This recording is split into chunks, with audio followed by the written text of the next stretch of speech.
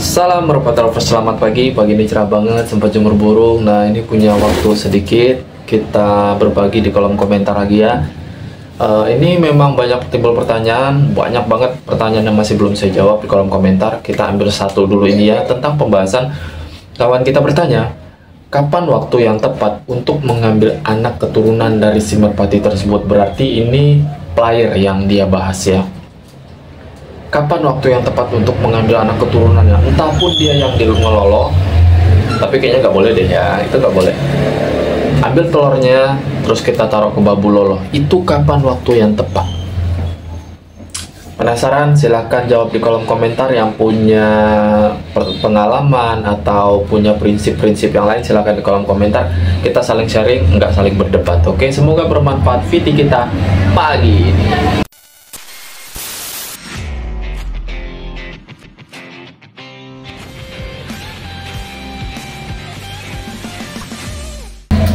Selamat pagi, salam warahmatullahi wabarakatuh. Semoga sehat selalu di luar sana, dilancarkan rezekinya min tanpa terkecuali.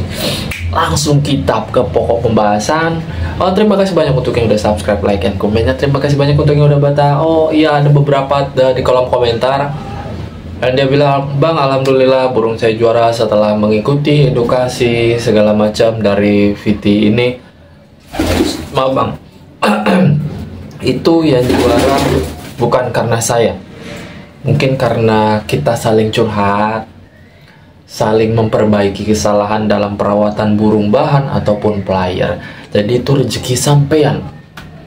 Oke, itu rezeki sampean karena sampean udah berusaha, kerja keras, komitmen, konsisten dalam perawatan merpati dan hasilnya begitulah. Berarti patut bersyukur ya, alhamdulillah. Langsung aja ke pokok pembahasan. Kapan waktu yang tepat? Karena menurut di luar sana, saya sebutin dulu ya, menurut mitos, kalau saya bilang mitos di luar sana, waktu yang tepat untuk mengambil anak keturunan si merpati tersebut saat si merpati lagi on fire, saat player tersebut lagi on fire. Atau memang ada yang bilang, oh dalam kondisi dia udah mulai juara, udah mulai naik podium, itu sudah waktunya diambil anak keturunannya. Atau ambil telurnya dikasih ke Babulolo untuk ditetaskan. Atau ada yang bilang gini, oh setelah mabung total bang, itu lagi fresh-freshnya, burung lagi bagus-bagusnya setelah istirahat lama, kondisi badannya, itu boleh tuh diambil telurnya untuk ditetaskan di Babulolo.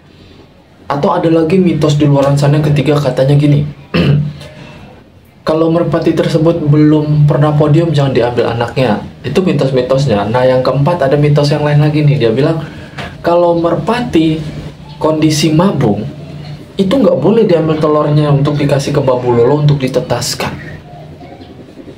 4 mitos. Kalau saya bilang, saya selalu menekankan ini 4 mitos yang saya sebutkan. Ingat, mitos. Ini prinsip saya ya, saya menghormati prinsip kalian di luar sana. Kenapa saya bilang begitu?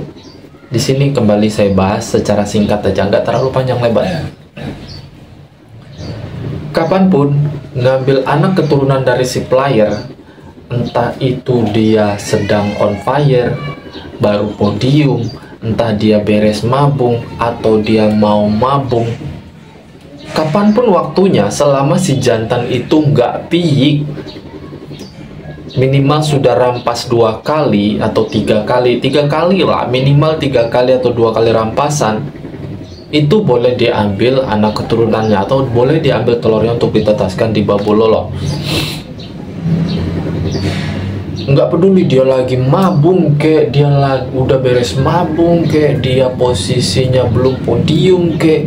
Bang, kalau lu nunggu podium kelamaan bang.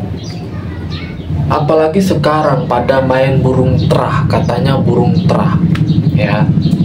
Kalau terah semua di lapangan, otomatis itu bakalan sulit orang bilang untuk mencari podium kita yang sebagai tim menengah ke bawah.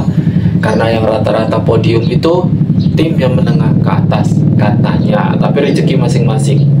Itu menurut saya, rezeki masing-masing, mau tim besar mau tim kecil, ada waktunya kita podium.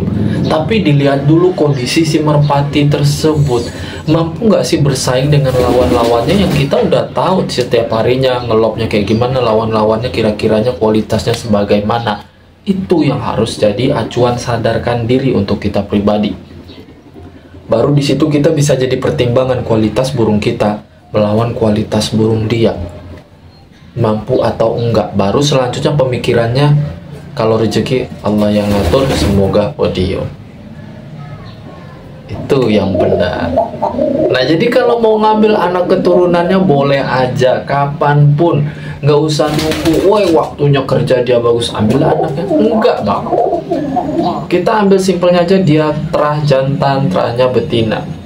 Kalau memang merpati tersebut udah rampas, misalkan jantan 2 atau 3 kali rampas, itu udah bisa diambil anak keturunannya.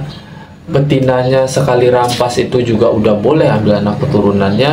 Nah itu silakan, itu nggak apa-apa. Tapi memang banyak yang bilang di luaran sana tentang produksi atau breeding unggas ini gini, kalau jantan terlalu tua itu nggak bagus untuk anak keturunan berikutnya. Tapi kalau betina lebih jauh tuanya itu malah tambah bagus anak keturunannya. Itu katanya, tapi kalau saya masih belum berani membuktikan fakta tentang kalimat tersebut atau pengertian tersebut, masih belum. Karena bagi saya, jantan bagus, betina bagus, kalau genetiknya benar-benar menyatu, itu hasilnya bagus. Tapi kalau prinsip saya, jantan bagus, betina bagus, kalau genetiknya nggak ketemu, tetap bubar. Tetap nggak ada gunanya. Serius. Yang namanya breeding itu gambling. Breeding itu gambling.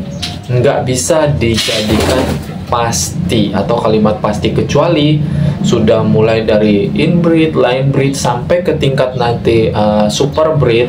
Nah, kalau super breed itu kalau saya bilang bisa dibilang ilmu pasti. Karena yang dihasilkan sebelum super breed itu kita line breed, inbreed, crossbreed, kita udah melewati itu semua, barulah sampai ke tingkat atas super breed. Super breed yang dimana yang kita bilang super breed itu setelah mendapatkan indukan yang maksimal, jantan dan betina dikawinkan, misalkan ditetaskan 5 anaknya atau 10 anaknya pun, itu semuanya jadi, nggak pernah gagal. Itu yang dibilang super breed. Tapi kalau dari 5 jadi cuma 2, 5 jadi cuma 3, itu bukan super breed bosku. Masih jauh dari kalimat super breed, bahkan saya pun masih jadi PR. Sama, PR kita sama guys. Jadi pesan saya untuk kawan kita ini, seandainya sampean punya merpati jantan bagus, betina bagus, kalau memang mau ngambil keturunannya, silakan. Nggak usah perlu nunggu setelah mabung. Nggak usah nunggu, oh dalam kondisi mabung nggak boleh diambil anaknya. Nggak usah tunggu on fire. Nggak usah nunggu podium. Nggak usah.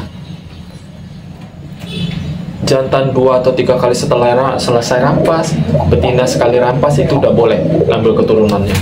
Karena takutnya apa? Kalau betina terlalu tua juga biasanya bakalan nggak mau nelor lagi. Itu kenapa beda sama ayam. Beda. Kalau burung betina semakin tambah tua itu bakalan macet telurnya. Dan jantan untuk merpati juga gitu, semakin tambah tua resiko infertilnya itu semakin besar. Itulah kenapa sedanglah untuk 2 kali rampasan atau sampai 3 kali rampasan ke atas udah boleh ambil telur si atau anak keturunan si jantan. Betina setelah sekali rampas piik itu udah boleh ambil anak keturunannya. Kalau memang sekiranya jantan dan betinanya bagus ya.